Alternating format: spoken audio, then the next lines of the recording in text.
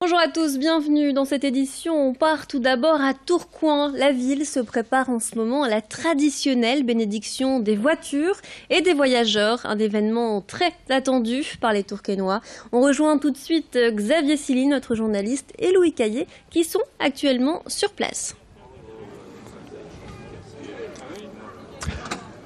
Et oui, tout à fait, Céline, vous avez dû me voir à l'antenne tout à l'heure en train d'entrer dans cette magnifique Ford qui est l'une des 500 voitures qui sont proposées aujourd'hui à la vue des spectateurs qui sont bien nombreux ici sur le parvis de la paroisse Saint-Christophe, ici à Tourcoing. Alors vous le voyez, beaucoup de modèles anciens mais aussi récents.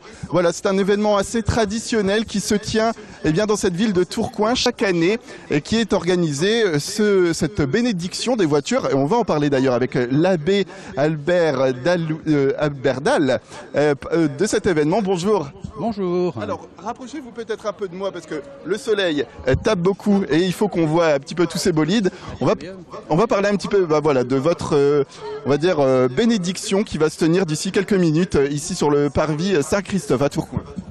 Écoutez, le bon Dieu bénit tout ce qui est important pour l'homme. Et la voiture, c'est fort important, c'est l'expression de son génie, de son intelligence. En 1938, et on a commencé ici parce que les Tourquenois étaient toujours attachés à la modernité. Ils ont dit la brouette, c'est un peu dépassé, donc on va bénir les voitures. Aujourd'hui, c'est les transports en commun qui prennent un peu le pas. J'espère que bientôt on aura des autocars à bénir. Mais la voiture, c'est bien, puis c'est une expression de la liberté humaine. Il paraît que certains hommes y passent 4 années complètes de leur vie. Et donc c'est l'occasion de s'émerveiller du génie technologique, même si c'est pas accessible à tout le monde. Mais tout de même, on a l'habitude de voir des bénédictions d'enfants, d'adultes même, des objets. C'est assez rare, c'est pas un peu... On vise toujours l'utilisateur. Donc on bénit celui qui pilote la voiture pour qu'étant dedans, il soit accueillant, il pratique l'autostop et pas seulement en se faisant rémunérer par Blablacar. Prendre gratuitement quelqu'un dans sa voiture, c'est un signe de partage. Et puis, il faut aussi avoir de la sagesse, de la douceur du Christ. Ici à Tourcoing, il y a un petit problème parce qu'il y a quand même beaucoup de gens qui vont à tombeau ouvert, en ville. Et donc, j'espère que certains se convertiront et viendront demander pour ça la bénédiction. Voilà. Justement, d'ici quelques minutes, vous allez procéder à cette bénédiction. Comment c'est pas moi, c'est Monseigneur l'évêque auxiliaire. Oui, Monseigneur l'évêque, tout à fait. Mais comment ça va se passer pour ces personnes qui viennent vous voir pour tout cela? J'espère que certains viendront l'écouter d'abord et puis se nourrir de la parole du Seigneur. Et puis après, effectivement, il bénira. Comme il est nouvellement arrivé, pour lui, c'est certainement une découverte et un moment de joie.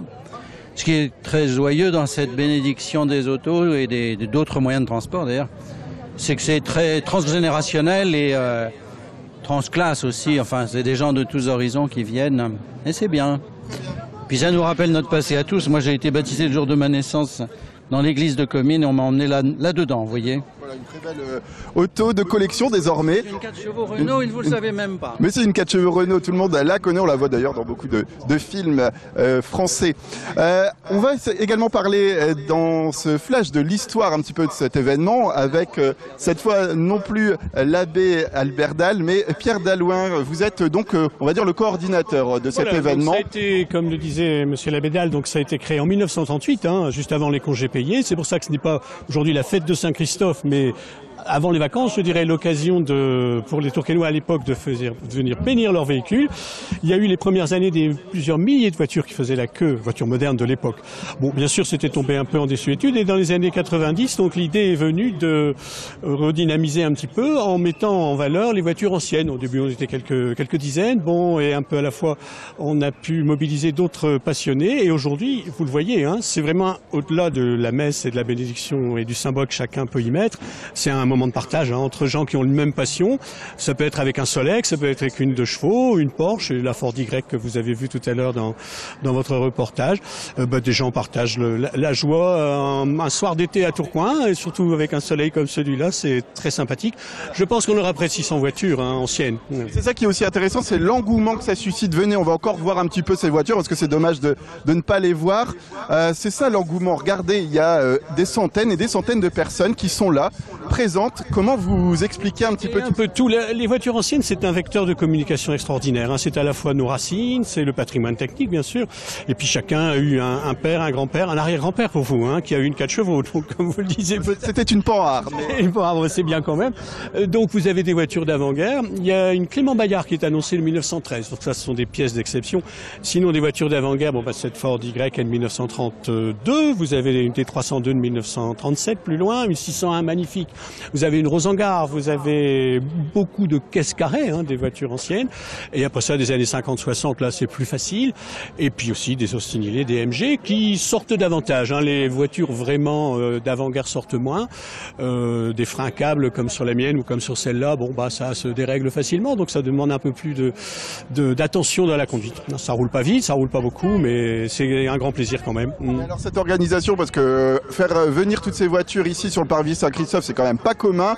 Ça nous suscite beaucoup de travail en amont. Comment vous organisez? Internet, c'est pratique. Donc les gens s'inscrivent s'ils veulent et surtout ils laissent leurs coordonnées email. Et ce qui me permet par Internet et avec des emails de les informer et d'avoir leur inscription pour l'année en cours. Et nous leur offrons toujours un petit souvenir. L'année dernière, c'était un petit fanion Saint-Christophe que vous avez peut-être vu. Cette année, c'est un porte-clés qui, en clin d'œil, leur permet de vérifier la pression des pneus de leur voiture. Vous voyez, donc c'est sympathique avec le millésime Saint-Christophe, bien sûr. Et c'est un porte-clés qui fait lumière aussi. Et ceux qui sont inscrits, ils l'ont eu gravé à leur nom. Donc c'est aussi une particularité de notre manifestation, c'est cette personnalisation du souvenir symbolique. Très bien, merci beaucoup Pierre Dallouin. Je le rappelle, vous êtes le coordinateur de cet événement. Je vous laisse, dans le cadre des Amis de Tourcoing, bien sûr. Je vous laisse juste, Céline et tous les spectateurs qui nous regardent, admirer ces bolides qui sont juste derrière moi. Votre sac est resté dans la voiture. Oui, c'est... Vous l'avez filmé lui parce que c'est pas le meilleur. Voilà donc la traditionnelle bénédiction des voitures et des voyageurs. C'est dans quelques minutes sur la grande place de Tourcoing.